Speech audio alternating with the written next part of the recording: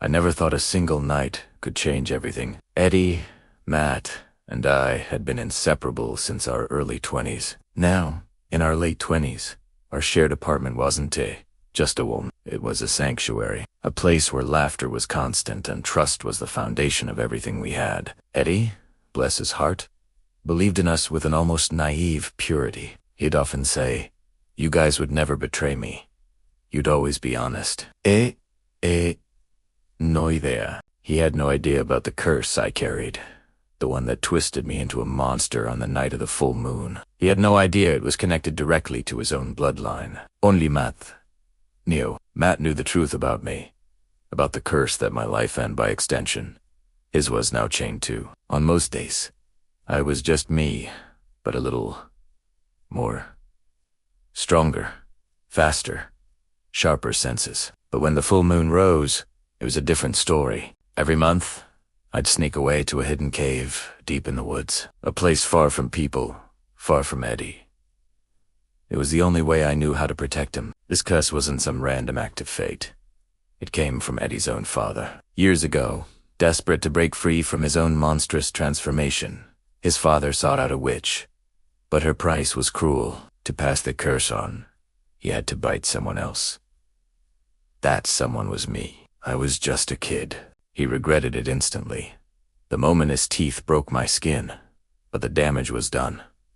The curse was mine. Over the years, his father became a strange, distant figure in Eddie's life, trying to control him from afar, giving him these impossible ultimatums about friendship and loyalty. He was testing me, testing our bond. But Eddie's trust never wavered. He always chose me. He always chose us. And all that time, Matt and I were a silent team, protecting Eddie from a truth that would shatter his world. Then came that one night. The full moon, something felt off. The air was heavy, tense. I did my usual routine, slipping out of the apartment and heading towards the cave. But this time Eddie felt it too.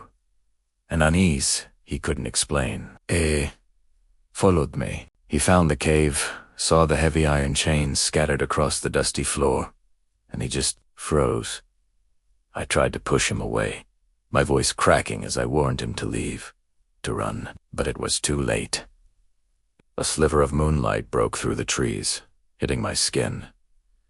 The pain was instantaneous, a fire that ripped through my body. I heard my own bones snapping, shifting, reforming into something unnatural. The last thing I saw with my human eyes was Eddie's face, a mask of pure, unadulterated horror. Then my vision flooded with yellow. Matt arrived just in time, a phantom in the darkness. He grabbed Eddie, shielding him, pulling him away from the monster I'd become. That night, for the first time, Eddie saw me, the real me, and I hated it. I hated that he had to see the ugliest, most terrifying part of my existence. When it was over, I stumbled back to the apartment, drained and hollow.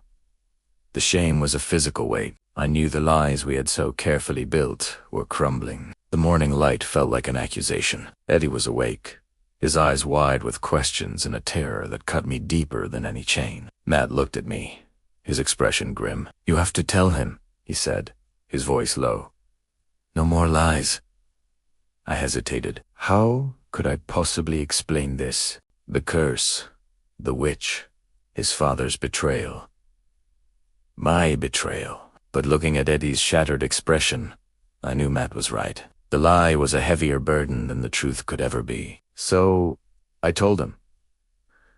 I told him everything. I watched as his face went from confusion to shock to a deep, hollowed-out sense of betrayal. Before we could even begin to process the fallout, the world decided we hadn't had enough chaos. The front door splintered inwards. A figure, impossibly fast, lunged for Eddie.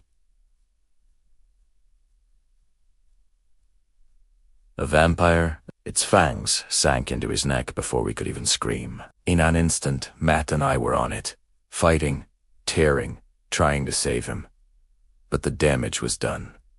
The venom was in his system. There was only one thing that could stabilize him.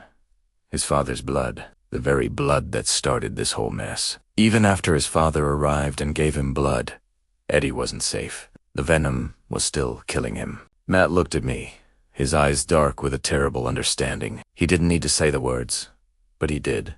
His voice barely a whisper. It's the only way. He meant the bite.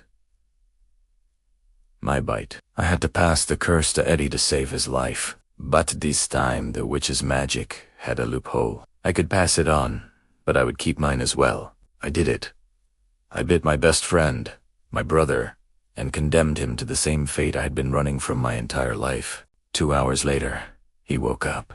The fury in his eyes was a physical force. He was horrified, disgusted, and felt betrayed by everyone he had ever trusted by me, and by the father he was just learning the truth about. The apartment was filled with shouting, apologies, and the raw pain of broken trust. Eddie was furious that I had saved him this way, but what choice did I have? I saw the fear behind his anger, the resentment at inheriting a life he never, ever wanted, and my own guilt was a suffocating cloak. But our personal drama had to wait. The vampire that attacked him, the same one that had turned his father years ago, was still out there. We couldn't wait. Matt went to gather weapons from a hidden stash sticks. Silver, things I never wanted Eddie to know existed. Meanwhile, Eddie, his father, and I prepared to face the threat. I was still weak from my transformation, but Eddie, something had shifted in him. A new, hard determination pushed us all forward. This was his first real step into a world he never asked to be a part of. The confrontation was brutal. It happened fast. Matt was knocked unconscious, slammed against a wall. The vampire had Eddie's father pinned, ready for the final blow. Without thinking, I charged, using all my strength to slam the creature away, struggling to keep it back, to protect them. And in that moment of chaos, I saw Eddie take control. He wasn't the scared friend from the woods anymore. He grabbed a splintered wooden stake from the ground, and with a fierce, guttural roar, he drove it straight through the vampire's heart. It turned to ash before it even hit the ground. Silence. We helped each other up, Matt. Groggy but alive, Eddie and me. For the first time in what felt like a lifetime, the suffocating weight of lies, betrayal, and fear seemed to lift. Just a little. Eddie's father pulled him into an embrace, crying, apologizing for everything.